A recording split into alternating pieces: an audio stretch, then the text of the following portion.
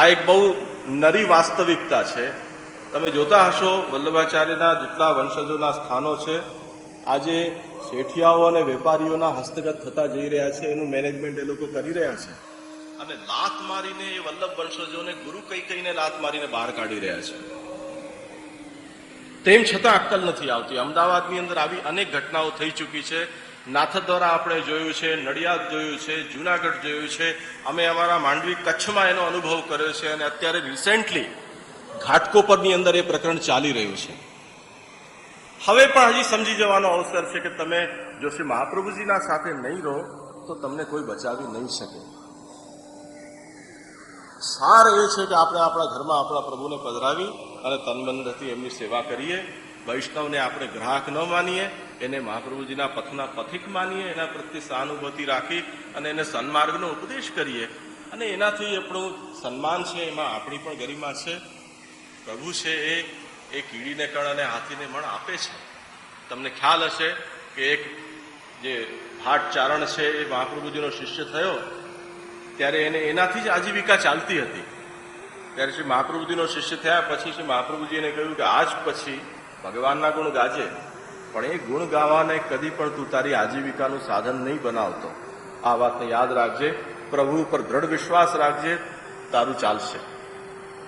અને એ વ્યક્તિએ આચાર્ય ચરણમાં વિશ્વાસ રાખી અને શ્રી કૃષ્ણ શરણમનો જપ કરતો, ભગવત નામ લેતો ઘરમાં રહ્યો. તે જ દિવસે એને કોઈ યજમાને આવીને 10 રૂપિયા આપ્યા, એની ઓર શ્રદ્ધા દ્રઢ થઈ ગઈ. આ તો એક પરચાની વાત છે, પરંતુ એણે પોતાનું આખું જીવન, તમે વિચાર કરો કે જેના પાસે બીજો કોઈ સોર્સ ઓફ ઇન્કમ નથી, કોઈ એવી એના પાસે ક્ષમતા નથી કે જેનાથી એ પોતે પોતાનો ધંધો રોજગાર કરી શકે, એને પણ આચાર્ય શરણના વચન ઉપર અને પ્રભુ ઉપર વિશ્વાસ રાખીને યથાલાભ સંતોષથી રહ્યો. પ્રભુ એનો નિર્વાહ કર્યો છે. તો શા માટે વલ્લભ વંશજે એ વિષયમાં એટલા ચિંતિત થવાની જરૂર છે કે જો મંદિર હવેલીઓ નહીં હોય તો આપણી પાસે કોણ આવશે અને આપણું ગુજરાન કેમ ચાલશે? એ જાતની ભીતિ આપણે રાખવાની કોઈ જરૂર નથી. એટલે ઇસ્યુ એ નથી કે ક્યાં જવું કે ક્યાં ન જવું. આપણો પ્રશ્ન, આપણી જિજ્ઞાસા એ હોવી જોઈએ કે એક પુષ્ટિમાર્ગી તરીકે મહાપ્રભુજી મને શું કરવાનું કહી રહ્યા છે. શ્રી મહાપ્રભુજી આપણને એમ કહી રહ્યા છે કે ભગવત સેવા ઘરમાં પધરાવીને કરો અને એ સેવાના સિદ્ધાંત, એ માર્ગના ગ્રંથોને જો ગુરુ સમજાવતા હોય તો ગુરુ પાસે જાઓ, કોઈ વૈષ્ણવ સમજાવતો હોય તો વૈષ્ણવ પાસે જાઓ, કોઈ વિદ્વાન બ્રાહ્મણ સમજાવતો હોય તો એની પાસે જાઓ. એટલે જિજ્ઞાસા એ હોવી જોઈએ કે મને માર્ગદર્શન મેળવવા ક્યાં જવું. બાકી હવેલી મંદિર જેવો તો કોઈ શબ્દનો પ્રયોગ પુષ્ટિ માર્ગમાં ક્યાં પણ ક્યાંય થયો નથી. પ્રભુની સેવા ઘરમાં કરવાની છે, આટલી જ સિદ્ધાંત છે. આપશ્રીએ કહેલ કે અત્યારના આચાર્ય આમ ઝડપથી એટલા બધા સવાલો લખી દીધા છે, એટલે અક્ષરો તો બહુ ઉત્તમ છે પણ હું નથી વાંચી શકતો. આપશ્રીએ કહેલ કે અત્યારના મહાન લોકોને મોર ગેરમાર્ગે દોરી રહ્યા છે, પણ વૈષ્ણવ તો અજાણતા તે પાપમાં પડી રહ્યા છે. સદગુરુ વગર વૈષ્ણવનો ઉદ્ધાર કોણ કરે? વૈષ્ણવ પણ પહેલા પણ આચાર્ય ગુરુ પાછળ ગાંડા હતા અને અત્યારે પણ ગાંડા છે અને પછી પણ ગાંડા જ રહેવાના. તો વૈષ્ણવનો ઉદ્ધાર ક્યારે અને કોણ કરશે? 100 વાતની એક વાત, મહાપ્રભુજી સિવાય આ માર્ગમાં કોઈ ગુરુ નથી. મહાપ્રભુજીને પકડીને ચાલશું તો ઉદ્ધાર જ ઉદ્ધાર છે. મહાપ્રભુજીને છોડીને કોઈને પણ પકડશો, ગમે તેટલો પંડિત સંત મહાત્મા હશે તો પણ તમે નરકમાં પડી શકો છો. એ તૈયારી રાખવી જોઈએ. જેને આધુનિક મનોવિજ્ઞાન છે એ ઇલ્યુઝન, હેલ્યુસિનેશન આવી બધી જાતના શબ્દોથી કહે છે કે માણસને એવા દિવાભ્રમ થતા હોય છે, એવા ફોબિયા હોય છે. તો એને કારણે મનુષ્યને જે વસ્તુ વાસ્તવમાં અસ્તિત્વ ન ધરાવતી હોય એ કલ્પનામાં જ એને અનુભવાતી હોય છે. તો એની ટ્રીટમેન્ટ માટે તો અત્યારે દવા વગેરે તે પણ બહુ સમૃદ્ધ થઈ ગઈ છે અને જે કન્સલ્ટિંગ કરી અને માણસને સમજાવીને પણ આ બધા ભ્રમો છે એનું નિવારણ કરી શકે છે. હિપ્નોટિઝમની થેરપી પણ છે અને શોર્ટ વર્ડ પણ આપી શકાય, એમાં કંઈ વાંધો નહીં. ઇલેક્ટ્રિક શોકની પણ ટ્રીટમેન્ટ આ બધા વિષયમાં છે, તો માણસનું બીજું ઠેકાણે આવી જાય. ઘણી વખતે નાટકી કરતા હોય માણસો આવા, અને જ્યારે આપણે કહીએ કે હવે આપણે શોક ટ્રીટમેન્ટ કરાવવાની છે ડાયા ડમરા થઈ જતા હોય છે. આ બધું કરી જવું જોઈએ, બીજું તો શું થાય આમાં. આપ શ્રી કહે કે જે આચાર્યો ચરણ ભેટ કે હવેલીના નામે ધંધો કરે છે તો તેઓ નરકમાં જશે, અને તેને સાથ આપનાર વૈષ્ણવ નરકમાં જશે. તો તેનું બચવા માટે આપ શ્રી કહે કે કુસંગનો ત્યાગ કરો, પણ જેઓને ખબર નથી તે લોકો પણ પાપના ભાગીદાર થઈ નરકમાં જશે. તો શ્રી મહાપ્રભુ પૃથ્વી ઉપર ફરી અવતાર ધારણ કરી અને વૈષ્ણવને બચાવે તો થાય, પણ મહાપ્રભુજી તેમના અવતાર કાર્યોમાં કયા વૈષ્ણવનો ઉદ્ધાર કરે છે, તો ભટકી ગયેલા વૈષ્ણવને ક્યારે અને કોનો ઉદ્ધાર કરશે. એ મહાપ્રભુજીને વારંવાર પરિશ્રમ આપવાની જરૂર નથી. ત્રણ ભારતનું ભરણ કર્યું છે આપે, આટલું બધું સાહિત્ય આપણા માટે પ્રકટ કર્યું છે. આ મહાપ્રભુજી જ છે જે 16 ગ્રંથ છે તે. આપણે બસ એટલું જ કહી શકીએ, જો તમને ખરેખર મહાપ્રભુજીમાં આસ્થા છે તો મહાપ્રભુજીની વાણીને એક વખત ફુરસતથી બેસીને સમજી લો. પછી જો એમાં તમને રુચિ ના આવે તો મહાપ્રભુજીને ગુડ બાય કરી દો, અને જો તમને રુચિ આવી રહી છે, એમાં તમારી આસ્થા છે, તો હવે જે મહાપ્રભુજી નથી કહી રહ્યા એને છોડી દો. આટલું જ કરી શકાય છે, આમાં બીજું નથી કરી શકાતું. મહાપ્રભુજીનો મત અનુસાર અમારો સંબંધ બ્રહ્મા વિષ્ણુ મહેશથી ઉપર બ્રહ્મ સંબંધ થાય છે. તો પછી શ્રી કૃષ્ણ ભગવાન તે બ્રહ્મ સ્વરૂપ કહે છે, તો પછી દરેક ગ્રંથ અને પ્રવચનમાં વિષ્ણુ ભગવાનનો ઉલ્લેખ કેમ કરવામાં આવે છે, જેઓ બ્રહ્મથી નીચે છે. એવું છે કે વિષ્ણુનો, જેમ અત્યારે આપણે જોયું ને કે શબ્દના અનેક પ્રકારથી અર્થ થાય છે. એક તો એનો યૌગિક અર્થ હોય, એક એનો રૂઢ અર્થ હોય, એક યોગ રૂઢ અર્થ હોય, ગૌણ અર્થ હોય, લાક્ષણિક અર્થ હોય. એમ શબ્દના અર્થો અનેક રીતે થાય છે. હવે આપણી પાસે જે વાપરવાના શબ્દો છે એ તો જેટલા છે એટલા જ છે, એની અંદર જ આપણે રમવાનું છે.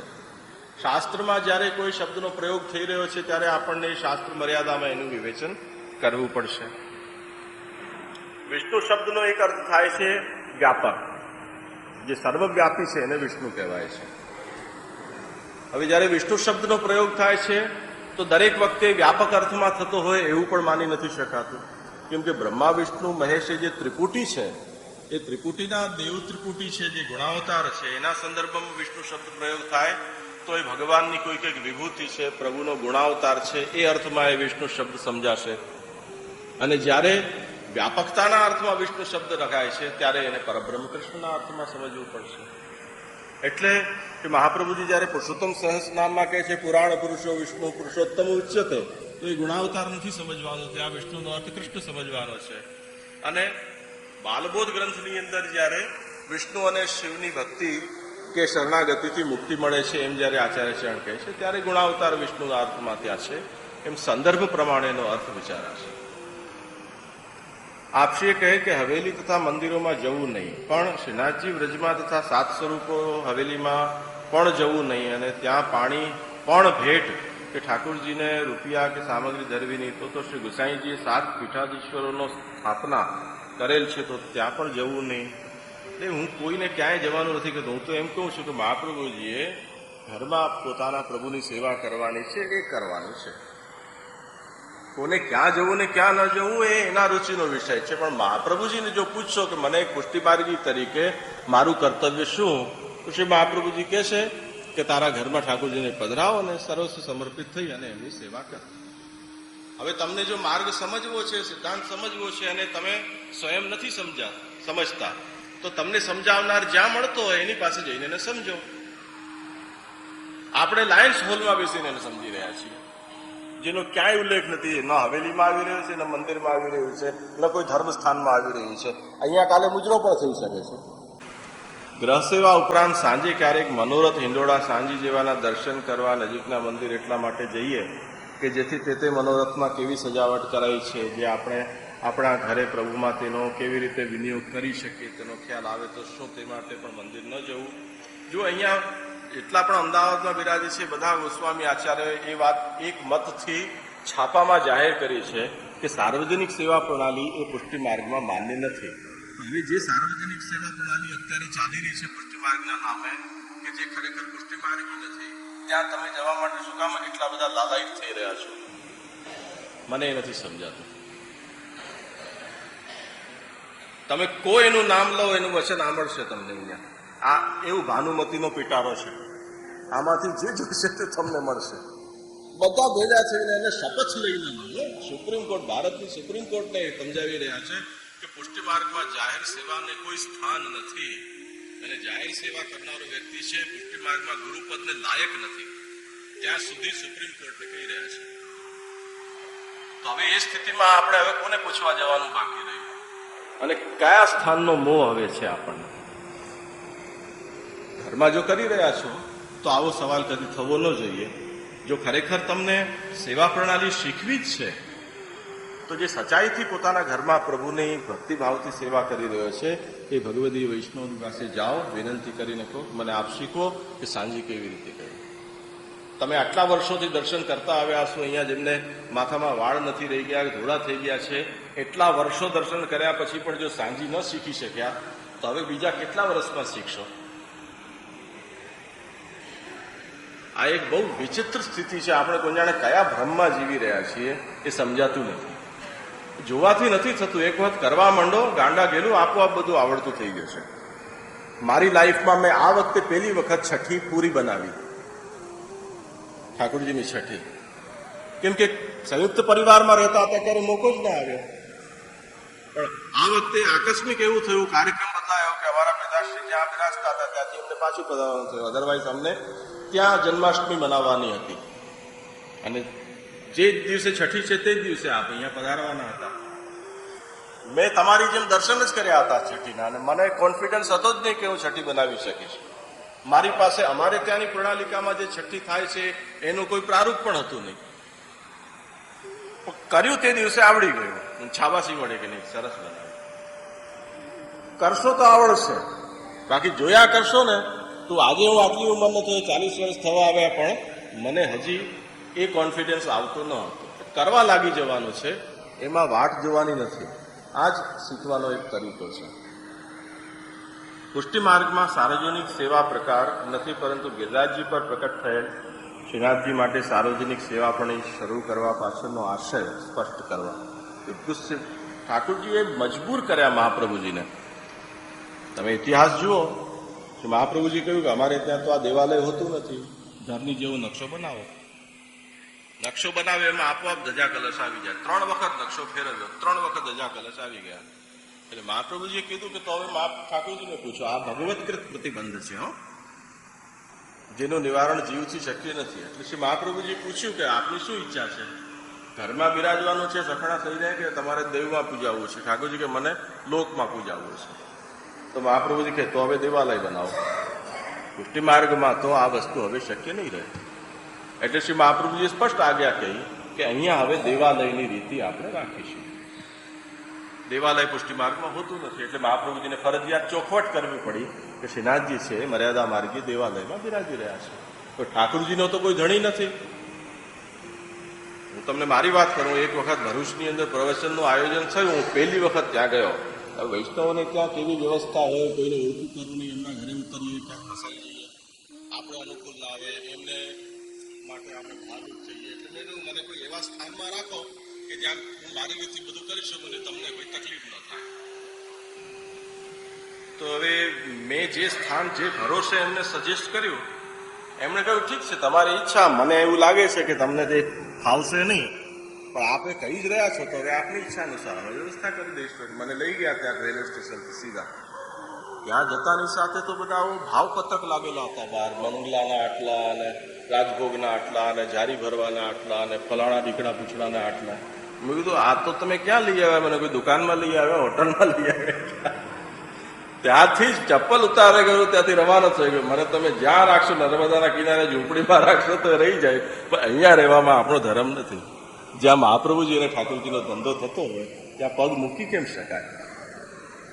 હવે મારા આગ્રહથી એ લોકોએ કહ્યું કે ઠીક છે આપની ઈચ્છા છે, હવે માની લો કે હું જિદ્દ ઉપર કાયમ રહેત તો એ લોકોને મને રાખવો પડે હોત કે નહીં ત્યાં, જે ખરેખર એ લોકો એ સિદ્ધાંતમાં નથી સ્વીકારતા.